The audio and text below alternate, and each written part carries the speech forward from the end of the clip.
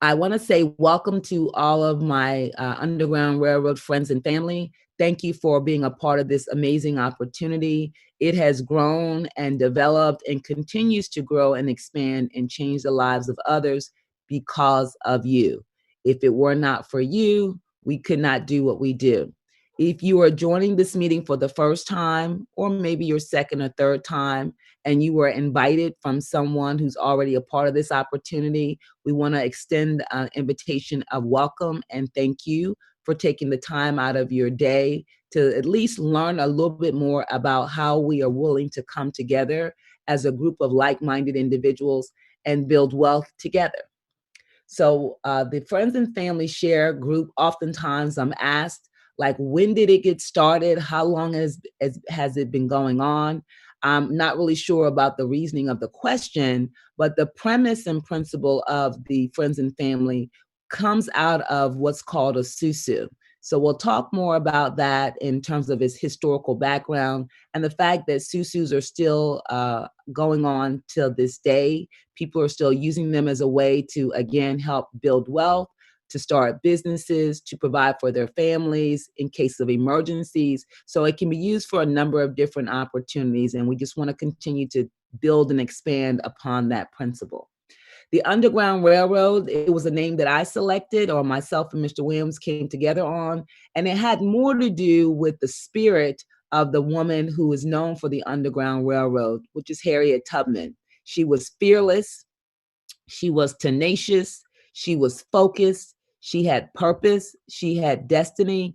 And when she got to freedom, she wasn't satisfied with just being free herself. She had loved ones, she had family, she had friends who she also wanted to get to freedom. And she used the Underground Railroad as that passageway to be able to create an opportunity for her people to become free. Now, and if you know anything about Harriet Tubman, she didn't do this single-handedly.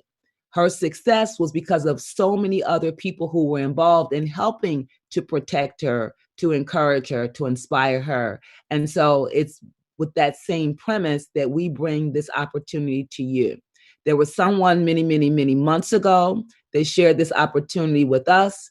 We saw vision and purpose for ourselves and for our family, an even bigger vision of how we could take this and share with other people that it could be a blessing to them.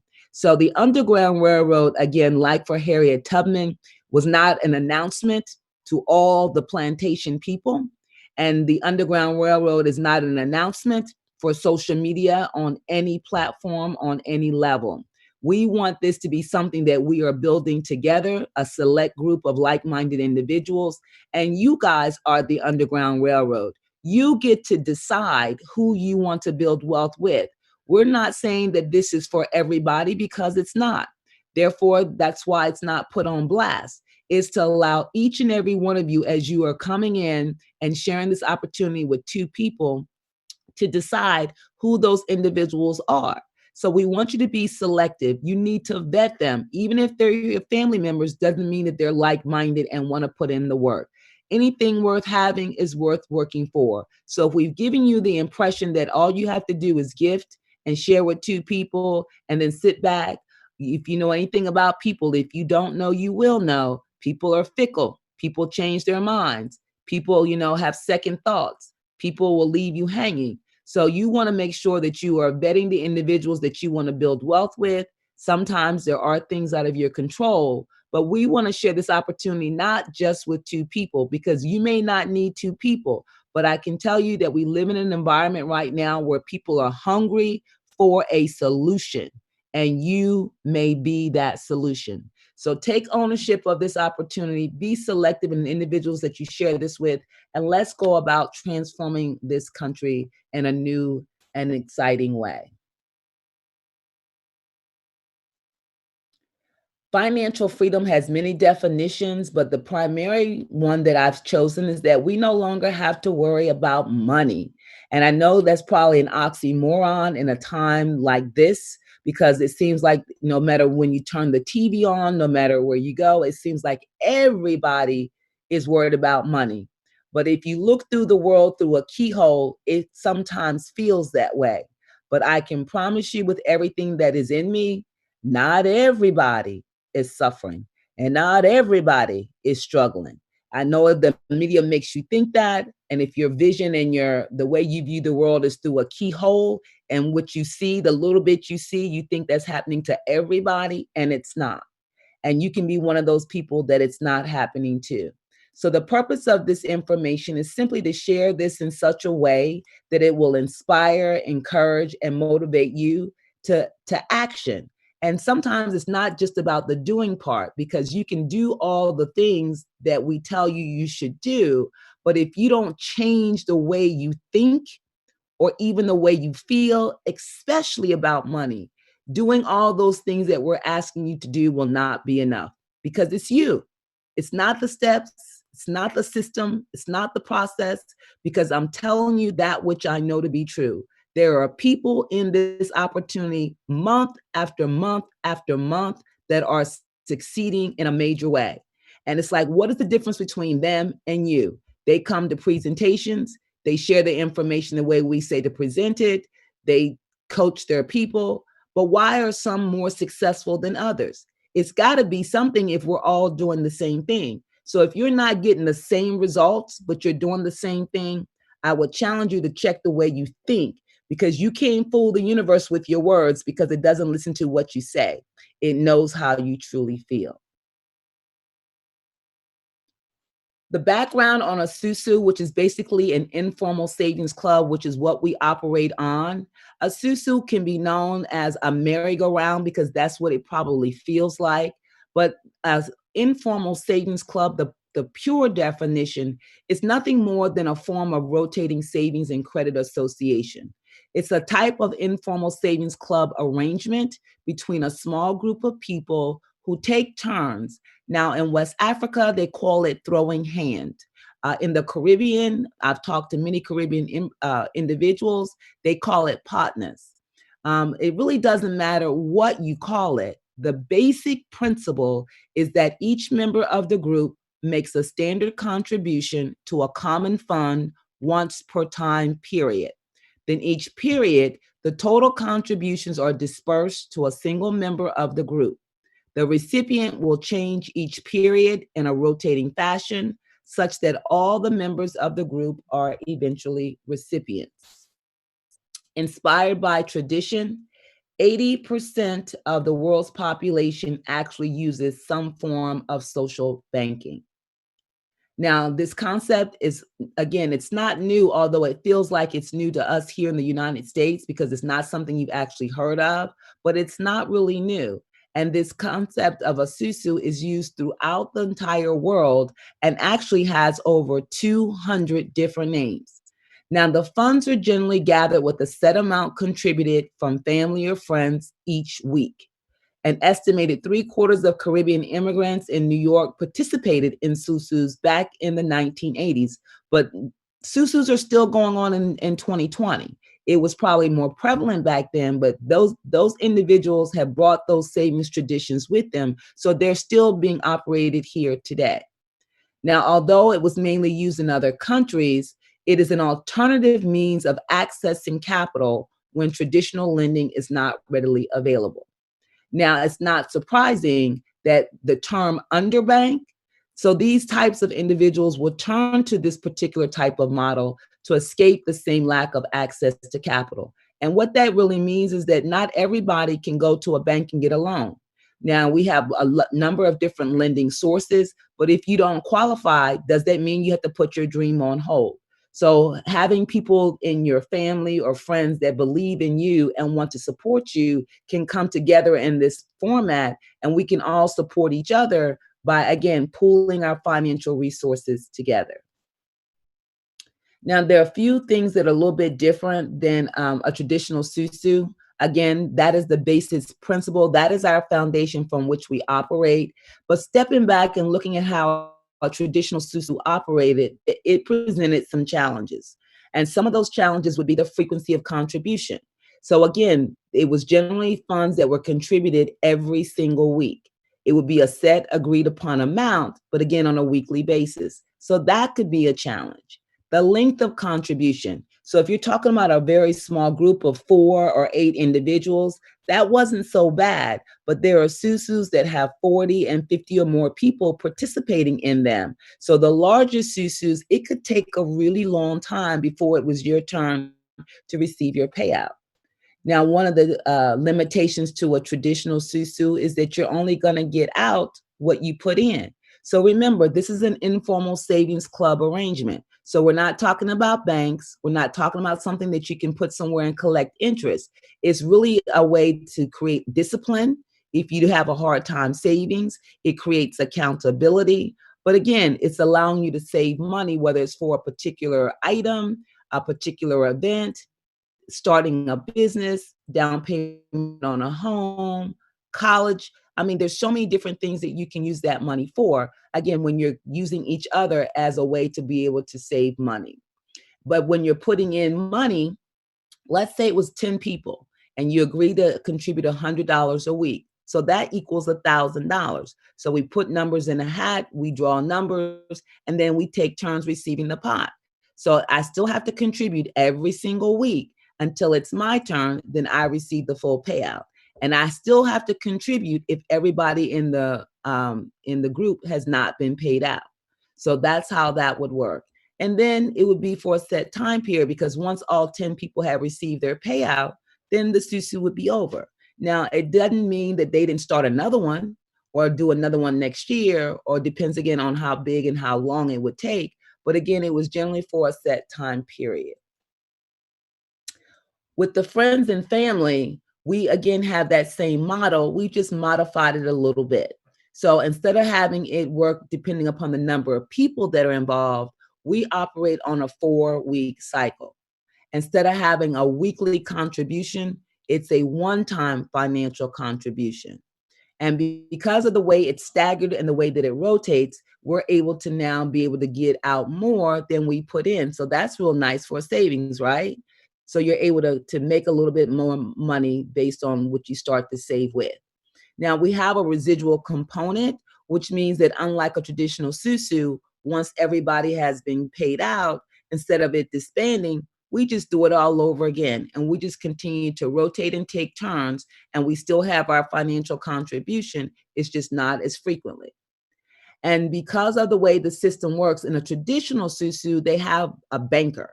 So the banker would be the one that would be holding all the money. The banker would be the one distributing the money. The banker would be the one that would be making sure that everybody was paying in and basically keeping track of the susu. So we don't have bankers, right? But we have what we call an administrator. Again, with 15 people that are coming in and going out and rotating through, and the wheel, the merry-go-round is rotating and changing every week, there has to be an overseer, there has to be a manager, and that requires a lot of work. So when you get to the place where you're now going to receive your full gift, every single person has the opportunity to either manage their own flower, which is what we'll talk about, or you can have someone else do it for you.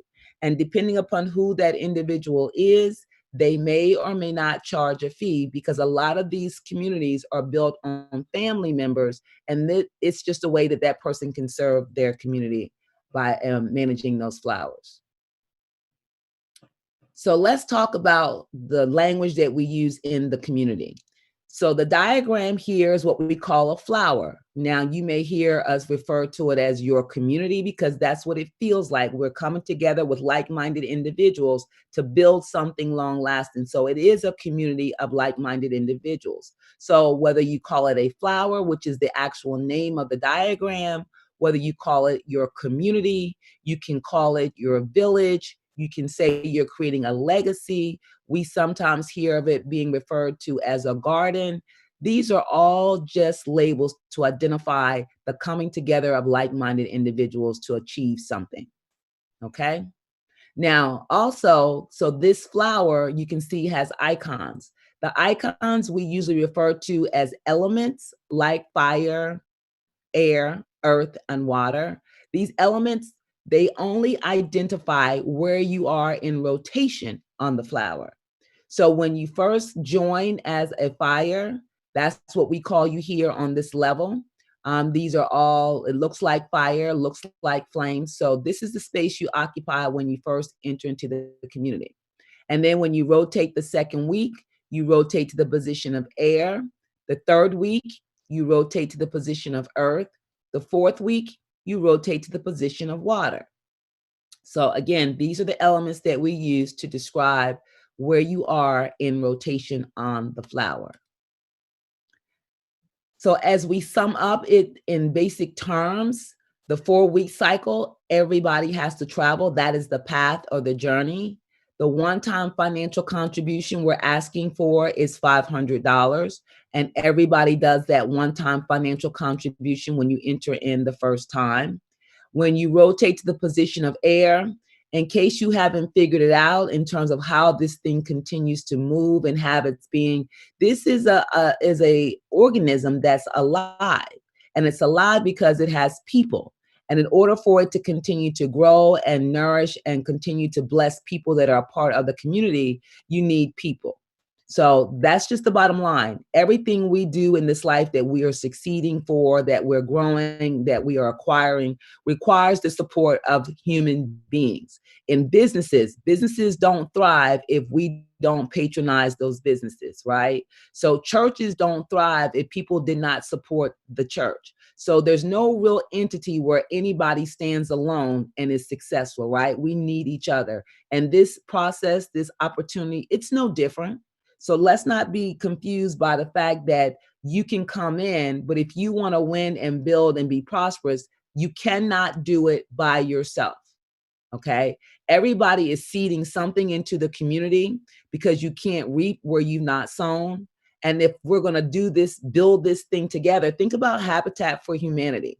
There are people in that community, in that neighborhood, that come together to help a particular family to build a home, right?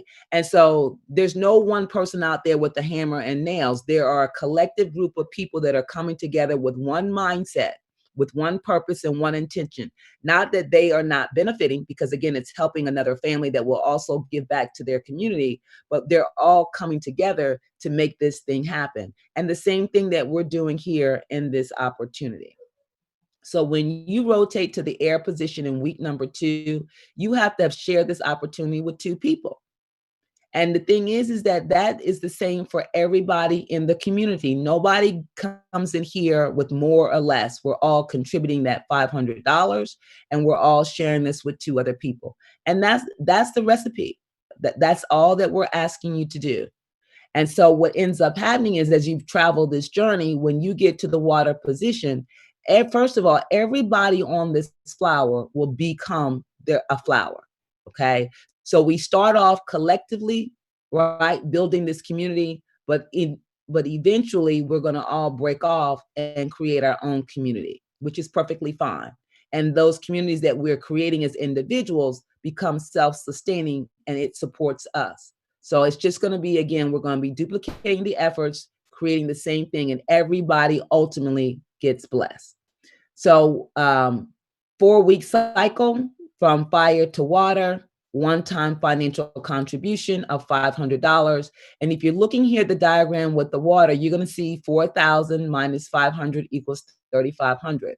Well, that $4,000 is an accumulation of all 8 people that are coming in that week into the community.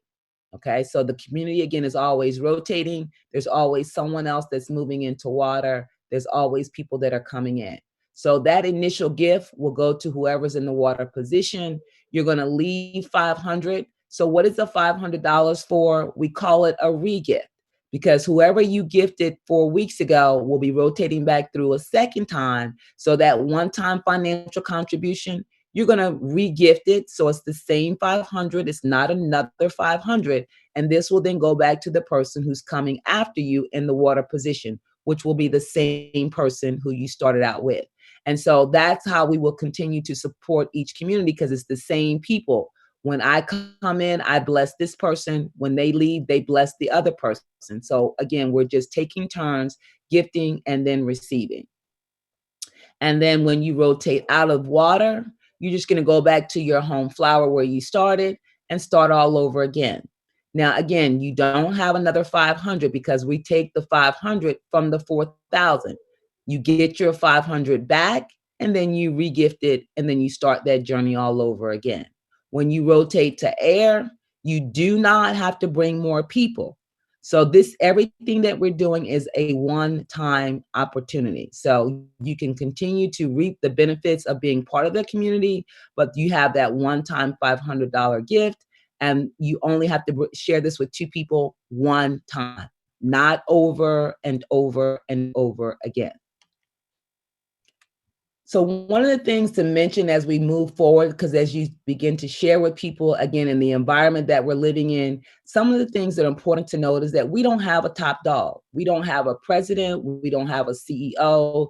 We don't put money in a bank where it's collecting interest that somehow only the top person gets to receive. When you decide to be a part of this opportunity, your initial gift, because to think that you could just go anywhere and be able to take advantage of a situation or community when you've not contributed anything is not wise, right? So why would we do that? So when you begin to seed along with everybody else, then yes, you have a right to be blessed and receive a harvest. And we each are going to do that for each other as we begin to build together. So when you come in, your $500 is vested in that community. If part of it doesn't go to some person that's at the top of some, office building that's keeping the money, there is no incentive for sharing with more than two people because that's what a pyramid does. It incentivizes individuals to recruit individuals to be a part of something. The people that we are building with 90% of the time are just our friends and family. So we're trying to help each other in a different way than a traditional way, right? So again, important to note some of the differences. There is no top dog. There's no president. There's no CEO. There's no vice president. There's no board. Okay, so there's no place where there's someone that's making the decisions about your life and then takes a portion of your earnings for themselves. It doesn't work that way. Secondly, there's no fee. When you reach water, you're going to get your gift back 8 times more than what you started. And then you're just going to re-gift that same amount back so that when you come back through again, you can then collect another gift. So again, you cannot reap where you've not sown. And then we're only asking you to do that one time. You don't have to keep going out and sharing this opportunity over and over and over again. One time. That's all that's being asked of you. And when everybody does that, everybody wins. Just a quick announcement around Ponzi schemes. Again, I have the definition that I got from the investor.gov that talks about making promises to people of an investment where you're going to get a high rate of return, and then we're going to take your money and then somehow use it for other people. So again, when you look at your flower, so the legacy and the village that you're building, when you look over your shoulder, it's everybody that you know. It's your friends. It's your family. So you guys are coming together. When we talk about building, we're not talking about a bunch of strange people that we don't know that we make these extraordinary promises to. The reason why we are successful because you guys will decide who you build wealth with. Myself or Mr. Williams don't get any money from that. That money comes back to the community. So that comes back to you. And then you take and recycle it and it comes back to other people that are part of your community. So this is you all's thing. This is not our thing. This is you all's thing. So susus are basically founded off of that principle where you have a group of like-minded individuals that we have an agreed upon amount of money or sum that we're going to contribute. We're just not doing it on a weekly basis. And as we continue to build together, we all take turns receiving that benefit, which is why the communities that are the most successful and the most self-sustaining communities are working that together as a community. They are all helping and supporting each other, and they all win. So to kind of bring this home for many of you that are not familiar with susus or whatever you want to call it, there are people in this country that were not born here, but they come here. And when we talk about bringing those savings traditions with them, if you've ever been curious about how are they so successful, how are they able to come over here and have homes and cars and continue to thrive in business? Because it's not just the way they do business in terms of an informal savings club. It's their mindset. They understand family, they understand community, they understand helping each other. They will go to the ends of the earth to do whatever needs to be done to help each other because it always comes back. So this is an article that someone sent to me, and this was a person that was asking, they were in an Asian beauty supply store, and they asked the owner how they got so many loans to open businesses. And they were wondering if they got some special loans from the government. Well, the Asian lady explained that they do what's called a money passing rotation, where there's a group of about 10 to 20 of them that pool on average about 10 grand each. So she said every 6 months, each person gets about $100,000 out the pot to start a business. Now they must pay back into the pot when their business is established. She explained that this is how they support and help each other. They only will hire family and friends who all work for low wages until it's their time to get their own businesses too. The plan is for all 10 or 20 of them to have a cleaning business, a laundromat, a restaurant, a grocery store, a beauty supply store, a clothing or shoe store, a nail salon or a nail spa, or even an electronics store in our neighborhoods and build wealth for their families. They get it. So the deadline for us has passed for us to wake up, to wise up, and to rise up. So now we want to walk you guys through in a picture format. So you've heard the presentation, you understand the basic premise and principle, but many of you will oftentimes say, I'm a very visual person. So I know I heard you, but I still need to see it. So we want to go through and demonstrate visually how this process works. So I want you to pay attention to this slide because we're going to come back to this. So this will be week one. And week one for the person that's highlighted, which is the business associate. And if you look who's in the water position on that Sunday, it's going to be someone who's called the brother. And you're going to see that these dollar figures represent the fact that everybody that came into the community that Sunday, and there were 8 people, because all these heirs, there are 4 of them on every single flower. The heir, remember, represents week number 2, which is the most critical piece to moving through this pathway or on this journey. And that's when you're going to share this opportunity with 2 other people. So whenever you're in the heir position the very first time, you will have to share with 2 people, but only when it's your first time. So here's the business associate that came in. There's the brother. So his gift went to the person that was in the water position. On the following Sunday, the business associate is going to rotate to the heir position, and he's going to share this with 2 other people.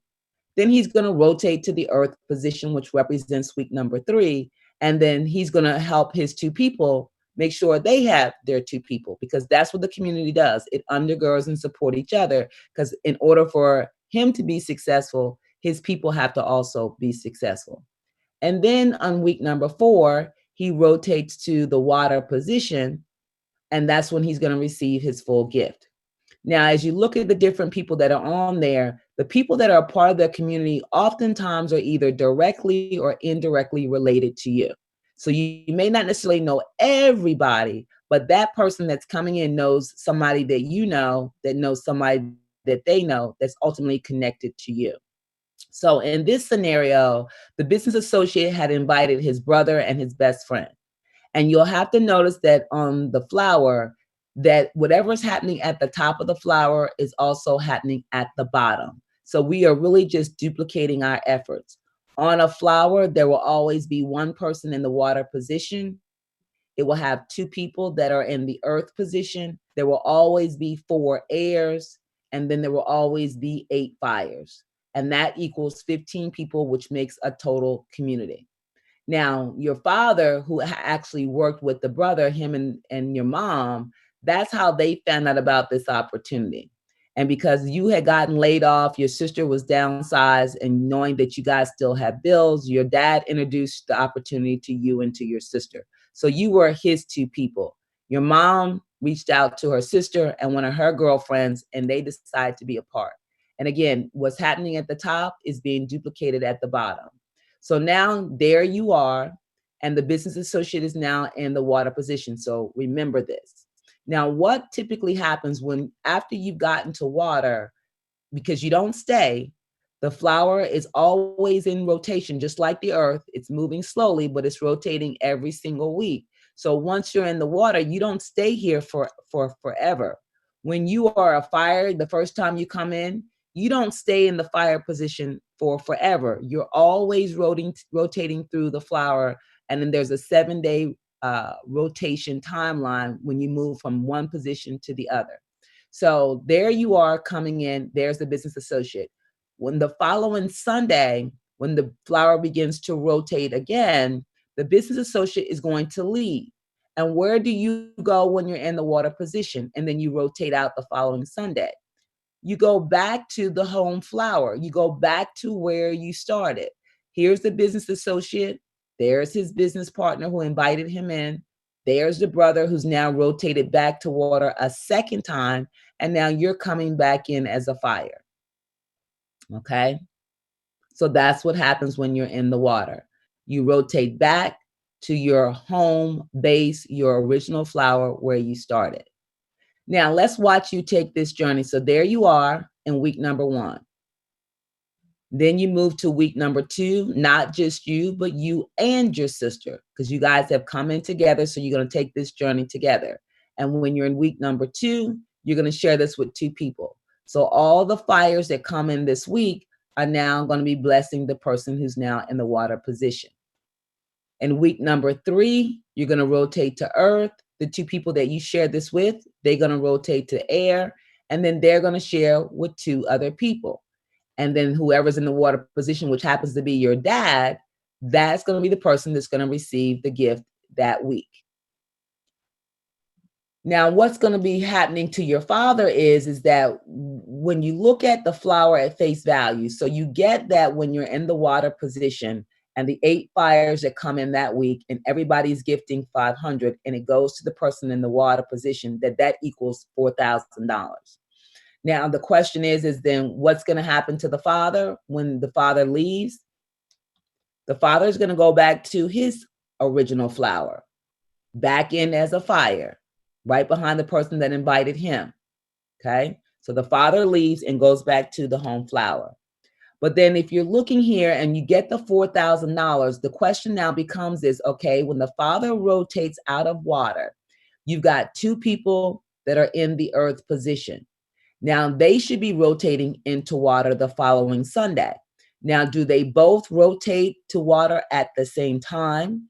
Do they take turns? Is there a delay? Because I'm looking at the flower and I only see $4,000. So if both of them are going to become water at the same time, how does the flower support both of them? Again, it's only going to be 8 people coming in. It's only $4,000. Well, that's what happens is something we call splitting. Another way to think about splitting is think about 2 objects colliding, running into each other, and there's going to be an explosion, right? And so that's what's going to happen to the 2 people that are in the earth position. Now, this is all happening at the same time. It's not a step 1, step 2, step 3. Everything is happening at the same time. So if you can picture the father rotating out of the flower and going back to his home flower, you and your sister, which are in the earth position, are coming together. You guys are going to collide in the center. The flower is then going to split or explode. And when that happens, it's going to create 2 flowers, because no 2 people, no 2 objects can occupy the same space at the same time. So the universe in and of itself will create this explosion where now not only do you have 1 flower, but from that 1 flower, it produces 2 separate flowers. And not only did it produce 2 separate flowers, because each flower is going to become a self-sustaining community, it then grows or creates another petal. So let's go back. So the math. So how is that happening? So remember, when the father came in, he had to share this with 2 people. His 2 people were you and your sister. Now you had to also share this with 2 people, which was your son and coworker. So at the top of the flower, you're going to see you in the earth. You'll see the two people that you have invited, and you'll see the two people that they invited. So if we start out with 15 people on the flower and the father rotates, then what's left is going to be 14. 7 people are at the top of the flower, 7 people are at the bottom. And remember, you and your sister are duplicating, so whatever's happening at the top is happening at the bottom. So when we begin to split, or the flower, it has an explosion, you and the other 6 people that are with you are going to go and travel with you on your flower. And the same thing is going to happen with your sister. So she and the other 6 people that are with her on the bottom part of the flower are going to travel with her. So when that flower splits and creates 2 flowers, remember, those, you make 1 and the other 6 people make 7. So there are 7 people on your flower and 7 on your sister's flower. Now remember that as a direct result of the explosion and the creation of another flower, it also creates another petal. So that means that when we rotate because of the explosion, when you were a fire, when we rotate and create a new flower, you now rotate your position and you move from fire to the air position. You don't stay a fire. So if we go back to our original flower and you look at the fires, if you're thinking, let's say I'm one of the last 8 people on this flower right here with your father.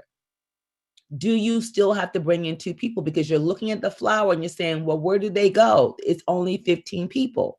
Well, where they go is when the flower splits because of the explosion, the creation of 2 new flowers, and now the petal has another petal.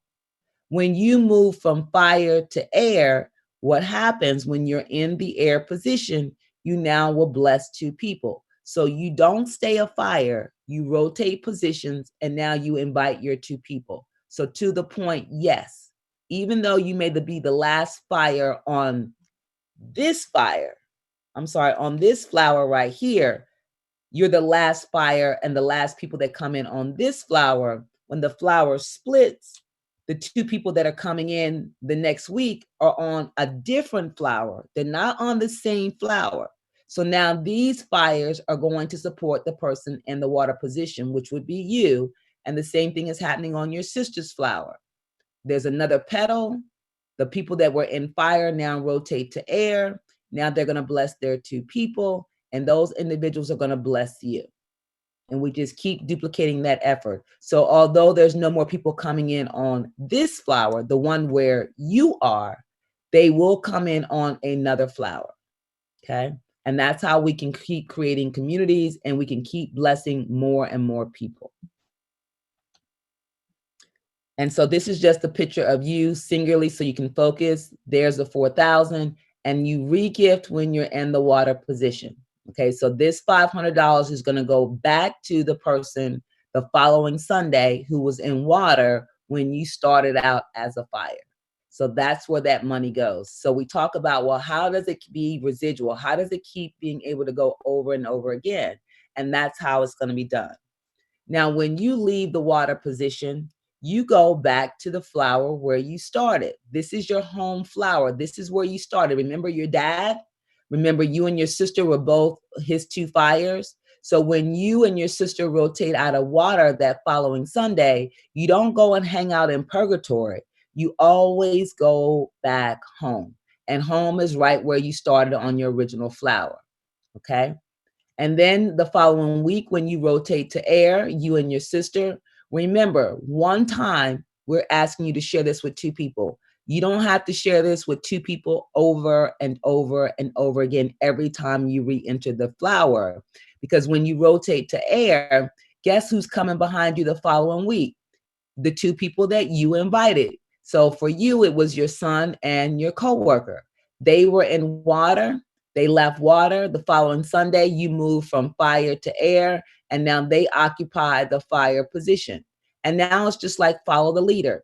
They're not going to do anything different. We're not asking them to do anything else. Now you're just rotating or changing positions right behind each other. So they're following you. So they're going to come back to that original flower where they started, and there you are. So you're going to follow that person. Okay.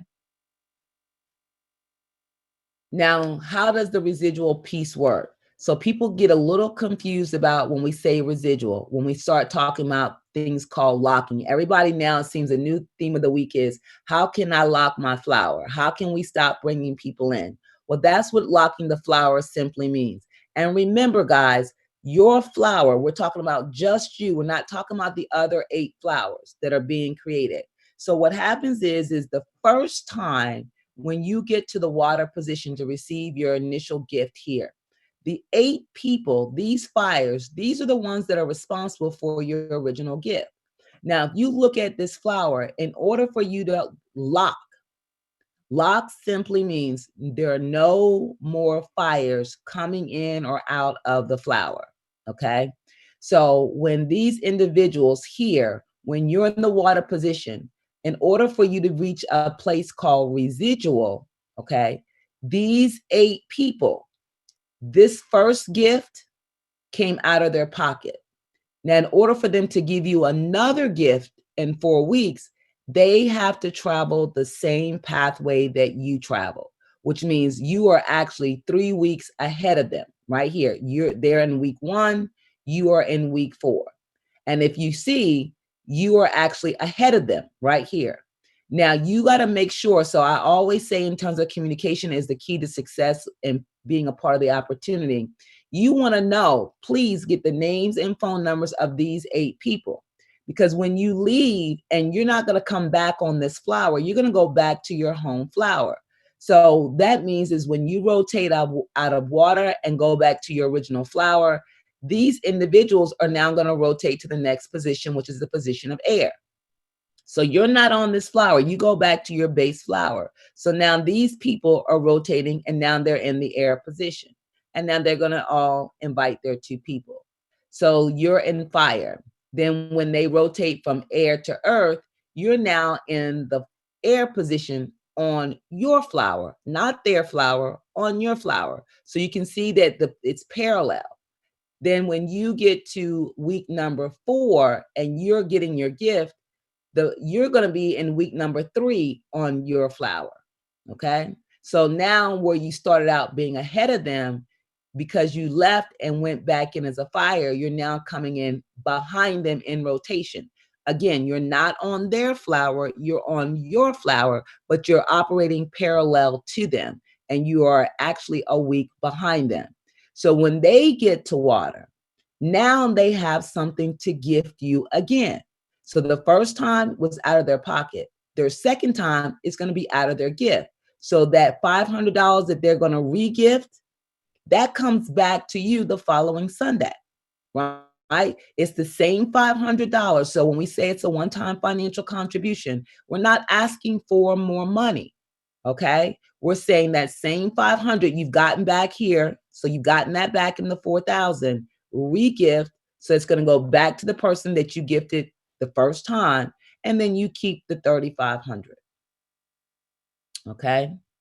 And once everybody on this flower has been gifted at least one time, that is what lock means. Because even though the flower splits, we go into rotation, no new fires are being added. It's then the same people. We're just rotating through every 4 weeks.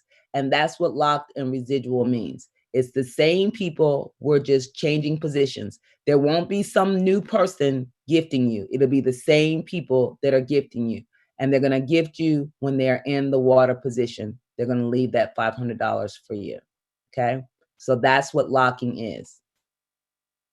Now we want to make sure that as we talk about the IRS, so I'm just going to mention 2 things. Now, the actual publication in terms of the information, it says that the federal gift tax applies whenever you give someone besides your spouse a gift worth more than $15,000 a year. So, and again, this is all literally out of the publication. This is not something in my own words. This is not something I've made up. I literally cut and pasted it out of the gift tax publication. It says that when you give a gift to someone, the Internal Revenue Service requires you to pay tax if it is worth more than a certain amount. Now, this is what is called the federal gift tax. And in 2020, you can gift any individual up to $15,000 for the year. So this was the same thing in 2019, and actually it was the same thing in 2018.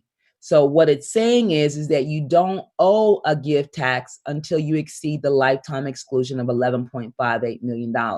So reporting is one thing, taxing is another. So we talk about you receiving $4,000, and then when you begin to operate residual, that $3,500 comes in every 4 weeks.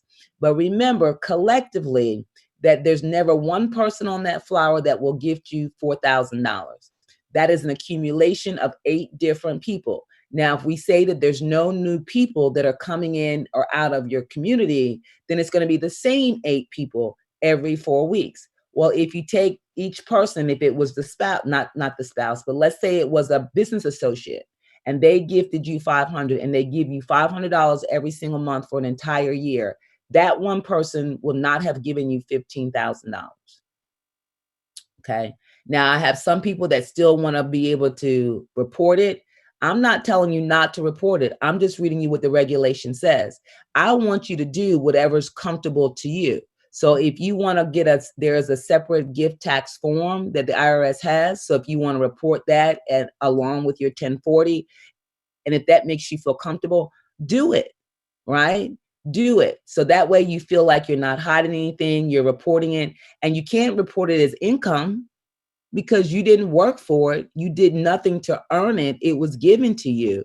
So you can't call it other income. You can't call it earned income. But if you want to report it on, they have a form from the IRS that's called a gift tax form, then you can certainly report it there. You're going to report what? $6,000 from Jane. Then there was $6,000 given to me by Cheryl. I know there was $6,000 given by Eric. And so you can do that if you want to, because there are different individuals that, again, are gifting you. It's never one person in totality. I want you to do whatever you feel like is comfortable for you. There's no right or wrong way to do that.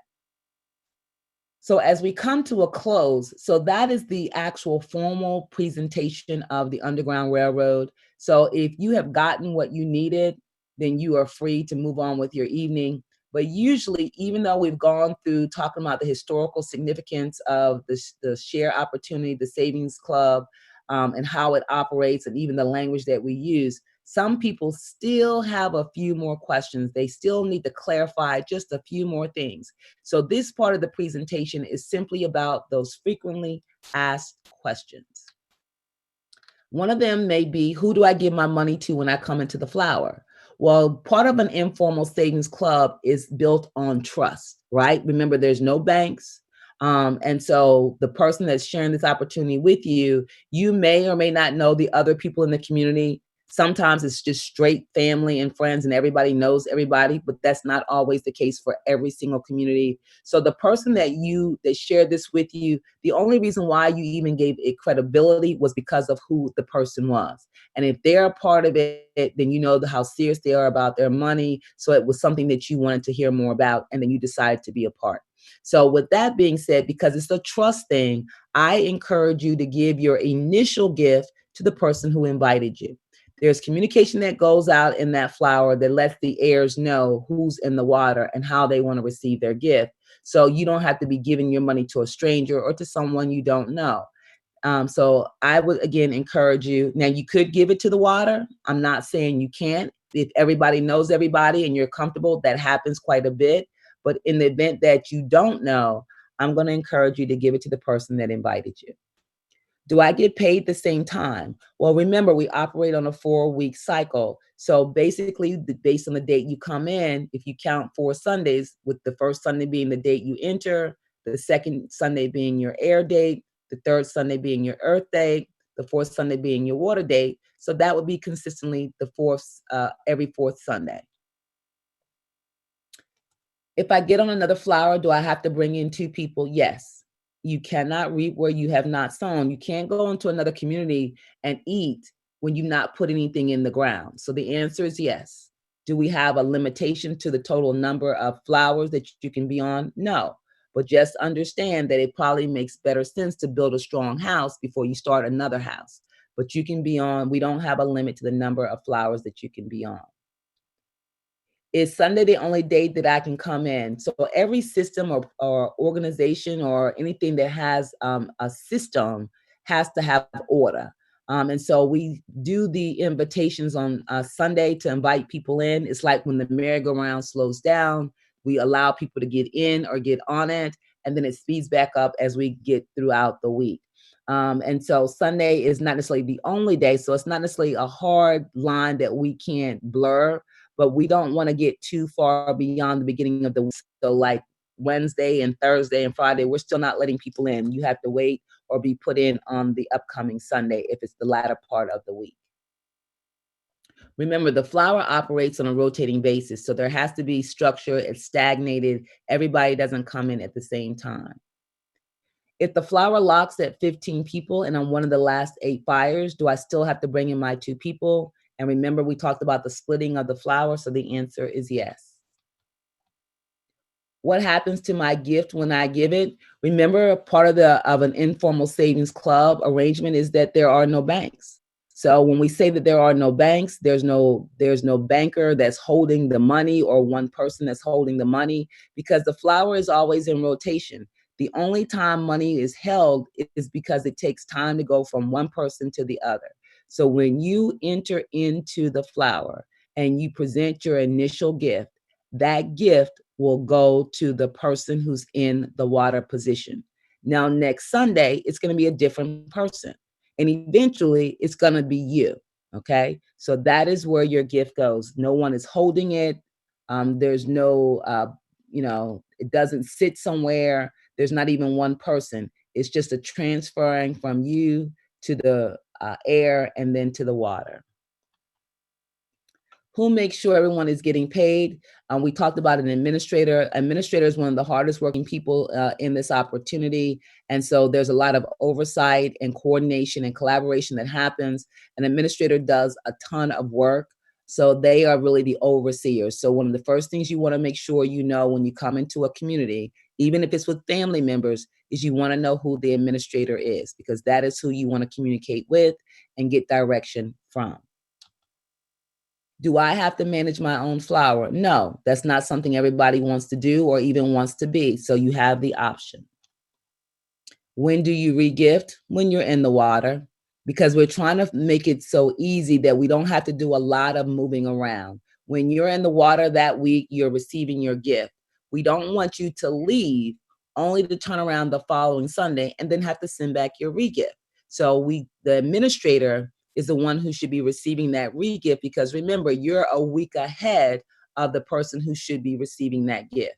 So we want to get that and then send that to them in advance. What if someone decides they no longer want to be in the flower? Well, I don't understand that mindset, because the intention when you come in is long term. I don't think anybody just wants to get a one-time gift. They want to continue to build and save for their future. But if you happen to have someone in the flower, that's why you guys want to have those communications. You want to have those weekly group calls with each other. You want to touch base. You want to know how people are doing, if they need some support. So if someone makes a decision that they no longer want to be a part, then that's a group decision on how you want to manage that space, because that space holds $3,500. So covering that space, whether it's a group, an individual, 2 people, and then when that position moves back to water, you guys collect that gift. If I'm not ready to come into the flower when the person inviting me is ready, can I still come into the flower later? The answer is yes. And that sometimes happens. Everything is about timing. Just understand that when you are ready, because that flower has already in motion and already rotating, you can't get in with the person who invited you because they've already, replaced you with someone else.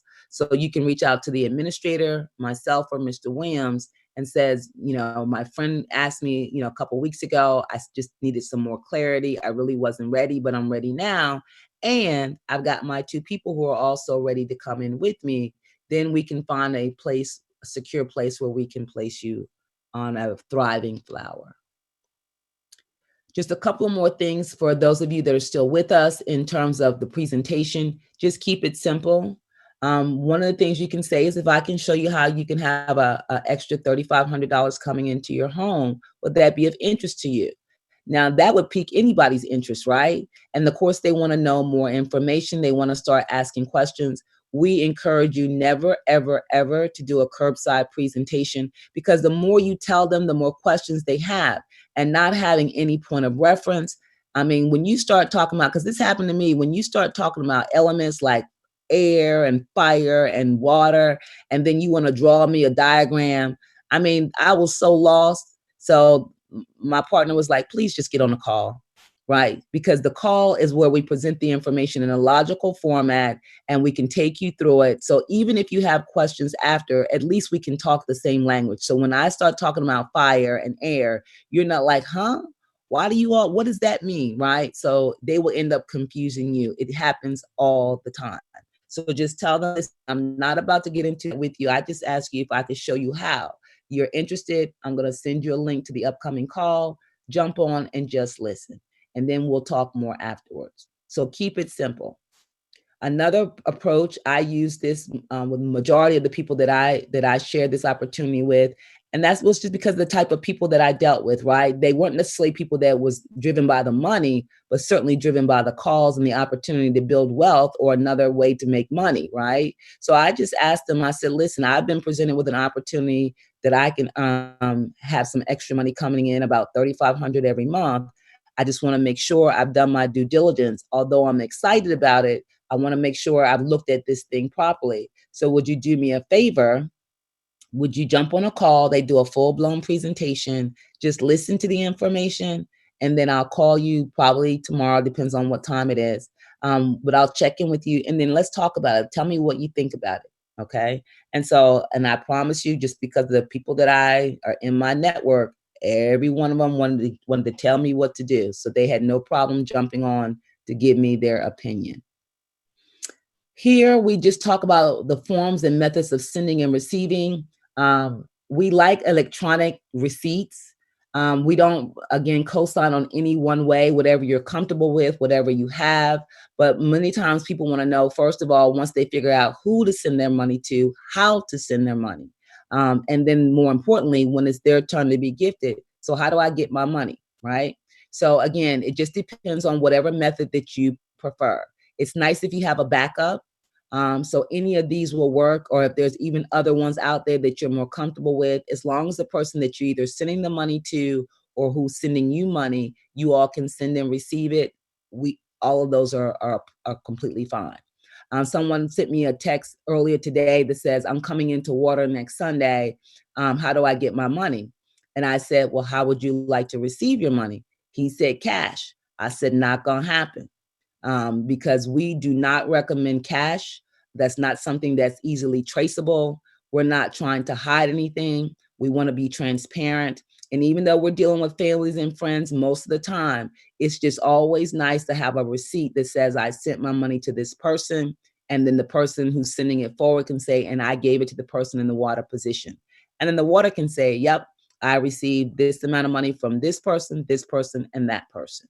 Okay, so we prefer an electronic transfer of money. And then the last question of the night, as we begin to come to a close, that I know that if you're still on the Q&A piece, you're probably thinking, okay, yep, had that question. Yep, that's one of the things I marked off. And I may have talked about all 11 or 15 items on your list, but you still got one more that I've not addressed. And that is going to be, I'm just going to preface this by saying that, listen, it may happen. I've been listening to Les Brown, who I love and adore. He was one of my mentors. You know, I put on the motivational, inspirational video from Denzel that talks about failing forward. Listen, there is a risk in everything that you take, right? I told you guys about one of my girlfriends that went to work 13 years with a pharmaceutical company, and they fired her. 13 years, top performer, top producer, right? Another young lady called me on the job 20 years, went to work in this environment, they laid her off, right? So you take risk every single day. It's just calculated. So don't look at this opportunity in a negative way, because you're probably getting negative results. So what I did when it was presented is I just started making a list, and my thought was, who do I know? Because I get to pick and choose. I get to select. This is exclusive. This isn't for everybody. Who do I know that I want to be able to share this opportunity with and bless them, right? So that's the mindset that you have, but everybody doesn't think like me. So the last question on the board is, Miss Linda, so what happens if I don't get my two people? I just think it's just the killer of death. I really do. Or Miss Linda, if I get my two people, what if they don't get their two people? That is not wealth mentality. That's lack mentality. You've already started out on the wrong side of the fence. If that's what you're thinking about after looking at all the possibilities and all the opportunities, and I'm not saying that that's not something to consider, but again, talk with other people that are part of this. There is a form of strategy if you want to have so. I talked to a powerful young lady right before the presentation. She says, I've learned you've got to vet those people. They have to have the right mindset, the right intention. Everybody that says yes has their own motivation. So whether it's money, whether it's getting out of debt, whether it's your kids are going to be going to college, whatever it is that's driving you for another stream, right? Things have dried up or you're running low and I don't know what's going to happen in the next 14 days. I don't know either. But what I do know that if you're not doing something, right? If you're sitting on your hands, you're going to still be sitting on your hands in 2 weeks, right? So we make no promises. We don't have any outlandish claims. What we say is that you want to be selective. If you see an opportunity and you want to move forward, then prepare. Prepare for success, not for failure, right? Right? Nobody plans to fail. They fail to plan. All right. So this is no different. If you're thinking you're just going to come in here and skate through, listen, the system is easy. The process is simple. It's a proven method. It's been around for centuries. But the one thing that can cause it to go south are the people that you select to build wealth with. That's it. This is transparent and it's real. Everybody has to sow. The fabric and fiber of success in this flower is that we have to have each other. We can't build this house by ourselves, but we come together. People are doing it well over and over and over again. So if you're asking me, Miss Linda, what happens when you don't have your two people? Well, I'll tell you, you're already in trouble. Because if you need people to have this thing to continue to thrive, and it does because it moves every single week, it's in a rotating fashion. I tell you guys, talk to each other. There are people that have group calls at least a couple times a week. Why? Because we want to be tapped in, tuned in, and turned on to what in the world is going on with you. If you are struggling, if you need support, if you don't tell me, I cannot read your mind. And don't tell me on Saturday. Don't tell me on Sunday. Let me know on Tuesday that you're having some challenges or you're not really sure or you need some help or you got some questions. Lean on each other because I'm telling you, these 14 minds is better than one. 10 minds is better than one. So here, the person who's in the water. So you guys already know, right? So Ali came in when he was an heir. He didn't have his two people. He only brought in Joe Lewis. So sometimes we slow the flower down. Sometimes we try to give you more time. Sometimes we're trying to work with you. And so we decided to let the flower move forward. We think we're going to catch up. Now, Joe Lewis brought in Roy Jones Jr., but he did end up getting his other fire in the ninth hour, right? But Ali, I don't know what happened, but he still never got his second person. So although we've rotated through one more week, now this leg of the flower is damaged, right? Because if you don't have your fire, and listen, I know some of you are saying, well, Miss Linda, how about I just cover that space? Well, see, the integrity of the flower, it's not the money. It's not the money that keeps this thing going. It's the people, right? We benefit financially, but that's not how the flower thrives. It thrives off of the fact that we are helping each other. And so if you fall short in your commitment to this person and to this community, it's going to cause problems for everybody. So not getting your two people cannot be your mindset. And if you're already thinking like that, you would not be on my team because it's already going to be a problem. As opposed to you sitting around thinking, who do I know? Because you don't need to know that many people. They just need to know a couple of people. But you don't know if you're not sharing the opportunity. If you're talking too much doing a curbside presentation, you're shooting yourself in the foot, right?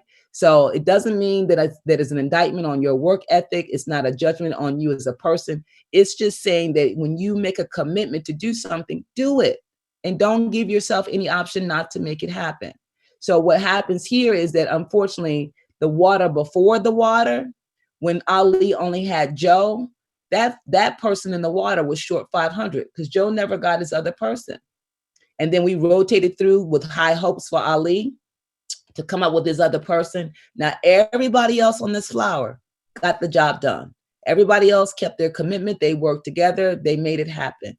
But here, Ali never had that other person. So now the new person in the water position is now short $1,000 because Ali never got that other person. Now, as an administrator, there are a lot of strategic things that we can try to do, probably long before we move to another week. But that's why you guys want to be tuned in to each other as a group, tuned in with your administrator. And listen, it is worth the investment to talk to each other, to build these extended relationships because it matters, right? Now, if you end up in a position or predicament like this, the good news is all is not lost. Because if you're looking at this flower and you're saying, okay, Miss Linda, I see Ali fell short and now we're in a little bit of a pickle, but what happened to the bottom of my flower? What about Frazier? Frazier got his 2 people and his 2 people got their 2 people. So are we, like what happens in that scenario? Well, the beauty with the flower is that it can repair itself in the sense that the following week, when we rotate out of the water, so this person right here, let's say Joe got his last person. So if we count this up, the water still got $3,000. Okay. So they just didn't get this 1,000. So the water rotates out. And then Frazier, remember Frazier and Ali are going to butt heads. The flower is going to explode and split. Frazier is going to create his own flower, so he'll become water. Mike and Sugar Ray will become his earths. And then these 2 people for Mike will become his heirs. And the 2 people for Sugar Ray will become his heirs. And then they'll invite in their people. And then Frazier will get his full gift. And his people will continue to thrive and grow despite what happened to Ali at the top of the flower. So it's not impacting Frazier, it impacted the person in the water position that helped to bring Frazier and Ali in, okay? So as we get to a close in the presentation, just let me just say, you know what, guys?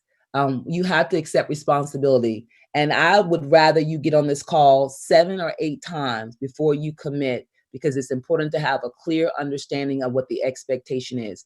You are committing to someone, to something greater than yourself. And I don't know what it is about humans that don't want to be accountable for their actions and want to blame everybody else for the reason why they're not successful. But I'm telling you right now, I'm part of an informal savings club is discipline, commitment, and accountability. Okay. So it's the people that are in that community. You guys hold each other to their commitment and work as a team, and you can succeed. All right. So as I close out the presentation, I want to leave you with this. I was listening to Les Brown prior to coming on. I was listening to Denzel. You heard Denzel say, you got to take risk. What do you think this life is all about? That you drive what, with your foot on the brakes? You know, taking a pause, afraid to make a move. You can't get anywhere like that. It would take you for forever because you're so afraid. Fear is more rampant than COVID-19. It kills people's dreams. It keeps you from moving forward. You don't think everybody that makes a decision to take a risk don't feel some sense of fear? But they do it anyway, right? If you don't know, this is something that's called a terror barrier, that every single time you begin to make a step in a different direction, to do something different, to take a risk, to jump out on faith, this fear sets in. But if you push your way through to the other side, that's where the abundance is. That's where the blessing is. That's where success is. Ask anybody who's been successful. Everyone will tell you they were terrified, but they did it anyway, because your faith has to be greater than your fear. So if you can see purpose and in this opportunity for yourself, for your family, if you can see how you can bless other people, that mindset, then I'm going to tell you right now, if you don't take risks, I promise you that you will always work for someone who does. But if it feels right, then move forward. If you got any apprehension, then don't do it. Okay? So I'm going to go ahead and post myself and Mr. Williams' number on the monitor. So here's the process that we want you guys to follow. If you still have questions after this presentation, even though we've covered a lot of information, sometimes it's a lot to wrap your mind around. And listen, don't be afraid to get on the call over and over until you get it. The way you process, you may be in smaller chunks, right? So we all have different ways that we learn and process information. But what I'm going to recommend you do is the first step, if you still have questions, get back with the person who invited you. Now, I get it. They may only be in week 2.